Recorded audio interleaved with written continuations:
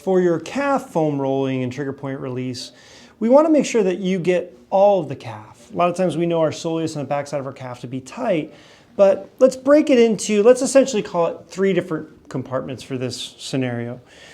The front of our shin, that bone, right? It's just skin and bone. That's going to be our border. There's going to be the stuff on the right of it and the stuff on the left of it, on the outside and the inside. The muscles out here and the muscles on the inside, and then we've got the muscles on the backside. The muscles on the outside and the inside actually control ankle motion, while the muscles on the backside do a lot of support and a lot of movement. So we want to make sure that we hit all quadrants. So we're going to use 2 different tools for this. We're going to use our MB5, we're going to use our foam roller.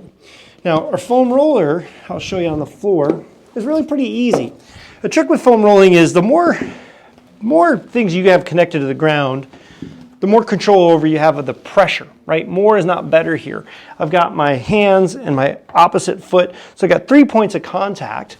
So I can just lift my butt up a little bit. If I lift my butt up a little bit, I get a little bit more pressure along my calf. And I'm not looking to get up and put as much as I can on it, just enough to feel that sort of moderate amount of pressure. And I'm going to scan through my calf. I'm going to scan through the backside, kind of to the inner part and the outer part, and I can notice I've got some tender areas right along there. Once I've gotten them, I'm going to start down below and slowly sort of work up. Find that tender area. Maybe it's about a 5 to a 7 out of 10. We don't want to get anything above a 7. And then just sort of like work it back and forth. Ooh, that feels kind of good, right? Just trying to work it, just nice and easy. Sometimes those areas can be a little bit too sensitive. I back off. Work around those areas that are a little bit more sparky. And just back and forth. Again, lightly, not lightly, but slowly move that roller around those tender areas. That's one technique. Another technique is when you find that tender area, keep the foam roller where it is, and then just move the foot back and forth. Now you're moving the tissue over the roller or the roller over the tissue. Don't do both at the same time.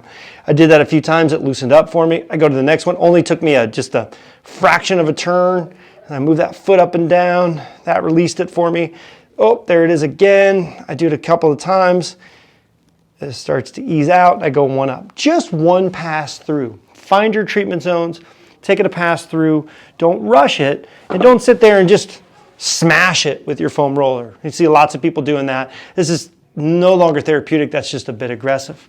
That's for the backside. Now, one of my favorite and one of the important areas is to make sure we get this inner side of it. And if you attack it from this side, you'll notice a whole new kind of world opens up that you couldn't reach from the backside. We like to use the MB5. It's got just a little bit more targeted surface area than the broad foam roller. This matches that anatomy a little bit better. And I'd position myself on my side. You can work this a little bit. And again, the more I have my body supported by the ground, the more I have control over how much pressure I can put. Now I'm along the inside part of that bone, not on the bone, and I'm going to go up and down on the inside part of that bone, right? Searching for my treatment areas. There, right away, pops right up. And I'm either going to rock and sort of roll on a little bit just to get it to soften up, or just hold it till the pressure eases. When the pressure eases, again, I can use that foot to use a little bit of pin and stretch. Just a light, easy motion to kind of release that tension, move on. That's going to get the inner part.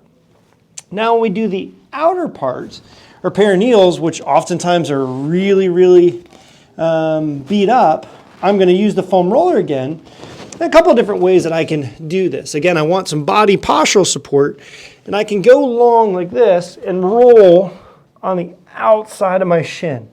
Find those treatment zones, same concept, find those tender areas, move my foot back and forth a little bit, find the next one, hold it till the tension eases, move my foot a little bit, and that's a really nice way to hit that outer shin. You'll find a lot of things there that you didn't realize that were so tender. Another technique I use is I come up, get down on one knee, and I angle myself so I'm on the other side of that bone, and now I've got some pretty good body weight that I can just press in. This one I actually really like. However, you got a lot of ability here to overdo it, so just make sure that you feel comfortable. At the end of it, the muscle feels less tight, it feels less tender. And that's our foam rolling and our trigger point work of our calf. Make sure that you not only get the backside, the gastrocs and the soleus, but those control muscles on the inside and again on the outer side.